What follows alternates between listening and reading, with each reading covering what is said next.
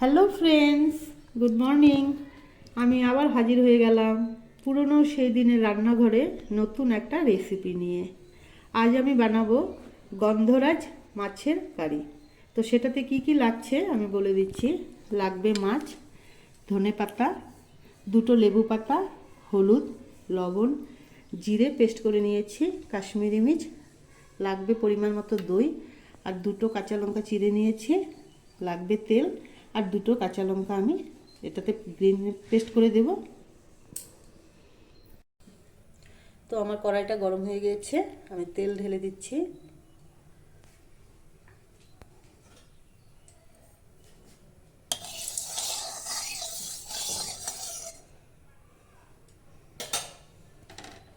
তেলটা গরম হয়ে গিয়েছে, আমি মাছটা দিয়ে দিচ্ছি।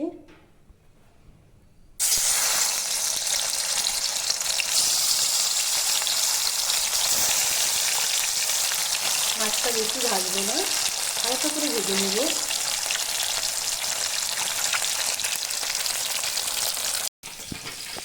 তো আমি মাছটা ভাজতে ভাজতে আমি এটা পেস্ট করে নেব, ধনেপাতাটা আর সাথে দিয়ে দিব কাঁচা লঙ্কাটা। এটা আমি পেস্ট করে নিয়ে তারপর দেখতে থাকুন। তো আমার মাছটা হয়ে গেছে, দেখুন দুই পিসটা একটু ভালো করে হয়ে গেছে। আমি এবার উঠিয়ে নিচ্ছি।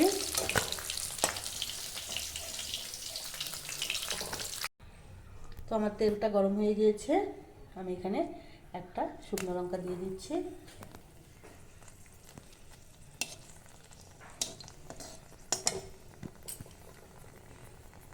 তারপর আমি দিয়ে দিচ্ছি সামান্য পরিমাণে কালো জিরা।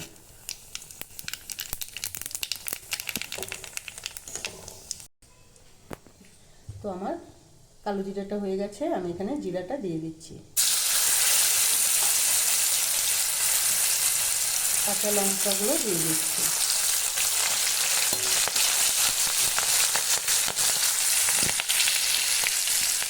পরিমাণ মতো লবণটা দিয়ে দিচ্ছি। দিয়ে দিচ্ছি হলুদ,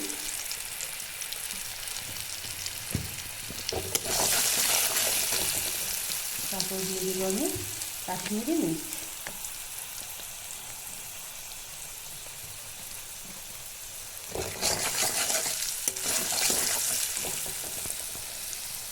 তারপর আমি দইটা যে আমি রেখেছিলাম সেই দইটাও আমি এখানে ঢেলে দেব।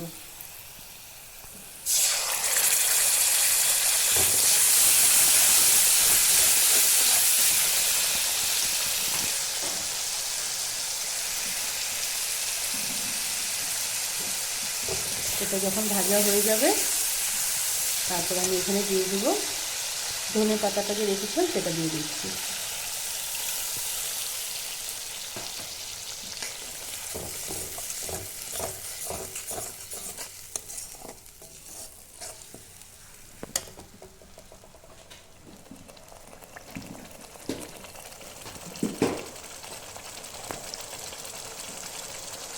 সেটা হয়ে গেলে সেখানে আমি সামান্য পরিমাণে চিনি দিয়ে দিচ্ছি।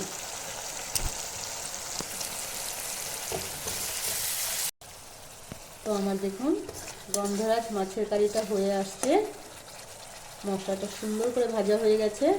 এখন আমি মাছটা এখানে দিয়ে দেব।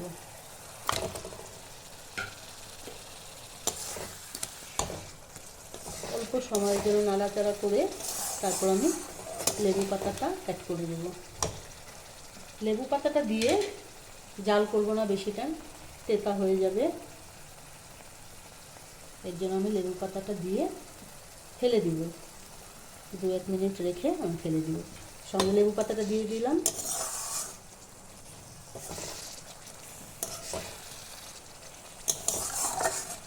এক মিনিটের মতো আমি এটাকে রেখে তারপর ফেলে দিব, নাহলে পিতা হয়ে যাবে। তো দেখুন আমার লেবু পাতাটা হয়ে গেছে, আমি ফেলে দিব।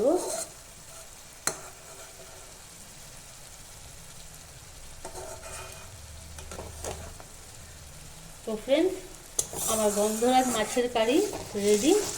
আমি গ্যাসটা বন্ধ করে দিচ্ছি। খুব সুন্দর করে হয়ে গেছে দেখুন। গন্ধরাজ মাছের কারি। মশলাটা খুব সুন্দর করে হয়ে গেছে। তো বন্ধুরা, আমার গন্ধরাজ মাছের কারিটা রেডি হয়ে গেছে। যদি আপনাদের ভালো লেগে থাকে, লাইক, কমেন্ট, শেয়ার, সাবস্ক্রাইব করতে ভুলবেন না। আজ এই পর্যন্তই। Bye bye.